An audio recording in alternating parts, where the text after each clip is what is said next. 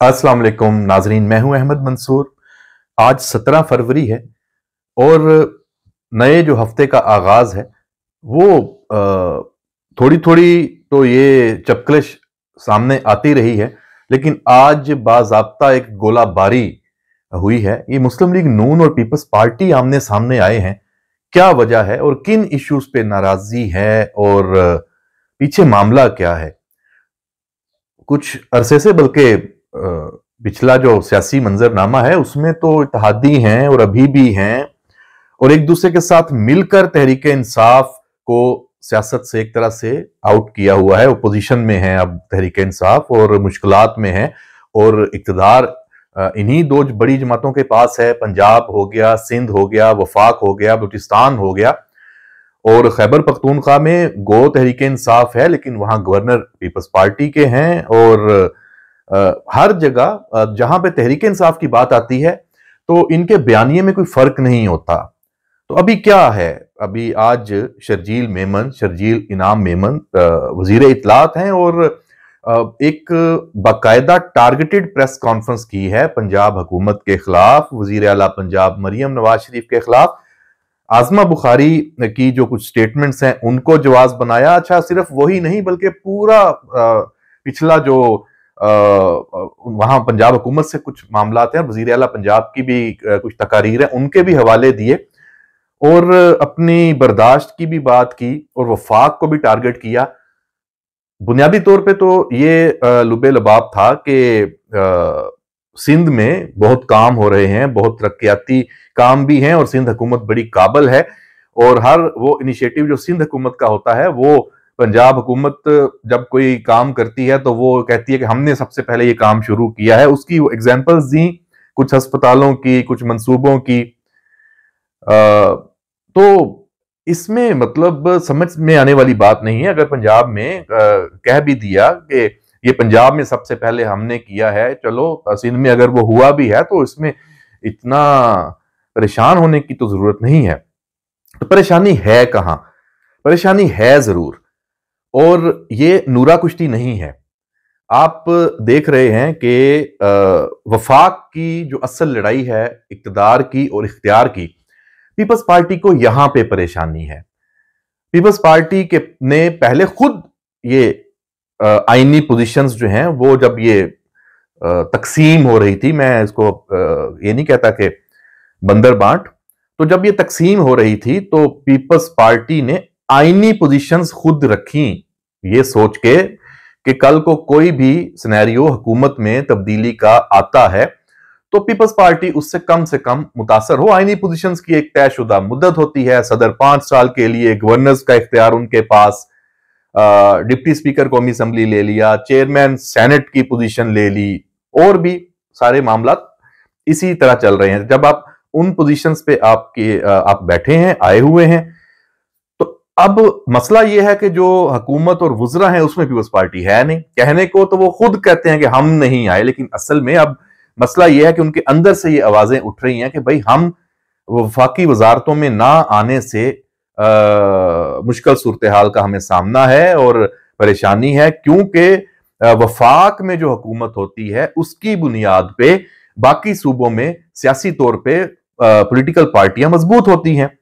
वरना सिंध में तो पीपल्स पार्टी की हुकूमत है, लेकिन पीपल्स पार्टी ने वापस पंजाब में अपनी पोजीशन लेनी है, बलूचिस्तान में लेनी है, खैबर पख्तूनख्वा में खास तौर पे लेनी है, तो वो तब तक उसकी वो पोजीशन बन नहीं पाएगी जब तक वो वफाक में नहीं है। अब वफाक में हुकूमत में आने के दो रास्ते हैं। एक तो है जो इत्तेहादी हुकूमत है, नून लीग के जो वजीर आजम है शहबाज शरीफ, उनके नीचे पीपल्स पार्टी के वुज़रा आ जाएं। अब यहां पे कबाहत यह है कि अब बिलावल भुट्टो जरदारी, जिन्होंने खुद एक पार्टी लीड करते हैं और उनका टारगेट अल्टीमेट हदफ तो वजीर आजम बनना है, तो वो जब शहबाज शरीफ के नीचे वजीर बन जाएंगे और शहबाज शरीफ को वजीर आजम, तो उन्होंने पीडीएम का जो एक अबूरी सेटअप पिछला था जो उसमें वजारत खारजा लेके, तो उनको सियासी तौर पर काफी नुकसान हुआ था, उनकी पार्टी मानती है। तो ठीक है, बिलावल भुट्टो ना आए लेकिन बाकी लीडर्स आ जाएं उसमें। बहरहाल ये उनकी अपनी चॉइस है, उनका फैसला है। अभी इस वक्त ये जो बॉल है ये आसफ अली जरदारी सदर की कोर्ट में है। जो पिछला इजलास सीईसी का पीपल्स पार्टी का हुआ, उसमें यह तय कर लिया गया कि इस हवाले से जो फैसला है वो सदर आसिफ अली जरदारी करेंगे और इसके लिए वो वजीर आजम शहबाज शरीफ के साथ मिल बैठेंगे। अब उसके बाद हालात ये हुए कि मसरूफियात इतनी, आपने देखा होगा कि पिछले एक माह में आसिफ अली जरदारी की अपनी मसरूफियात, वजीर आजम शहबाज शरीफ की हुकूमती मसरूफियात, वो इस कदर हैं कि इस सियासी मामले पे बैठ नहीं पा रहे। और इस तारीख से, इस जो ताखीर से इस्तराब बढ़ रहा है पीपल्स पार्टी की जो नीचे की लीडरशिप है उनमें। अब वो निकल रहा है इस तरह, शर्जील नाम मेमन और आजमा बुखारी और आपस में तो क्या आने वाले दिनों में ये लड़ाई कोई बहुत ज्यादा बढ़ने का इम्कान है? अच्छा, दूसरा जो ऑप्शन भी है पीपल्स पार्टी के पास इख्तिदार में आने का, वो थोड़ा टेढ़ा है, बल्कि काफी टेढ़ा है। वो ऑप्शन है, और वो है आसान ऑप्शन। आज पीपल्स पार्टी चाहे तो तहरीक इंसाफ को राम करे, उसके साथ मामला तय करे और वफाक में 1 मिनट में चुटकी बजाते हुए हुकूमत बना ले अपनी। लेकिन ये टेढ़ी खीर है, और टेढ़ी खीर इसलिए है कि तहरीक इंसाफ के अंदर भी फैसला साजी का जो इख्तियार है वो नीचे की जो लीडरशिप है जो इस वक्त पार्लिमान में मौजूद है उनके पास तो है नहीं। वो इमरान खान साहब लेके बैठे हुए हैं सारा इख्तियार अडयाला में। बल्कि अब तो ये भी लगता है कि इमरान खान भी बेबस हैं। जो तहरीक इंसाफ के फैसले का इख्तियार है वो उनकी जो सोशल मीडिया पे बयानियां बनाने वाली टीम है जो मुल्क से बाहर मौजूद है, अब उनको कौन चला रहा है ये अभी तक $1 मिलियन क्वेश्चन है उनके पास है।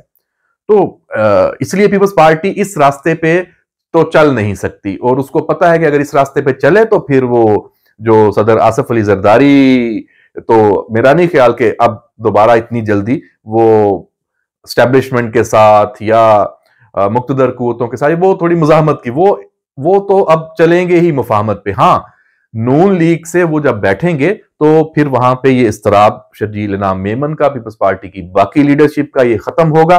और सिंध में इसमें कोई शक नहीं है, सिंध हुकूमत पीपल्स पार्टी की बहुत डिलीवर कर रही है, और इसमें भी कोई शक नहीं है कि पंजाब में मुस्लिम लीग नून की हुकूमत भी बहुत डिलीवर कर रही है और बहुत तेजी से कदम जमा रही है, और अवामी सपोर्ट भी तेजी से उनकी जानिब वापस आती नजर आ रही है। जो तहरीक इंसाफ ने अपना एक मखसूस एक बयानिया, इंतशार, फसाद और सारा एक जो प्रोपेगेंडा करना और करैक्टर असैसिनेशन करके इन पार्टियों को ऐसे मुल्क दुश्मन और सिर्फ करप्शन के हवाले से इनका एक बनाया हुआ था बयानिया के जनाब जरदारी और नवाज शरीफ ये तो बस सिर्फ खाने पीने के लिए आते हैं।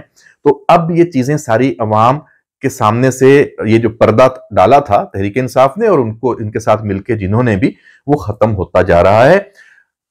तो अब ये आपस में लड़ाई, इसका फायदा होगा नुकसान होगा।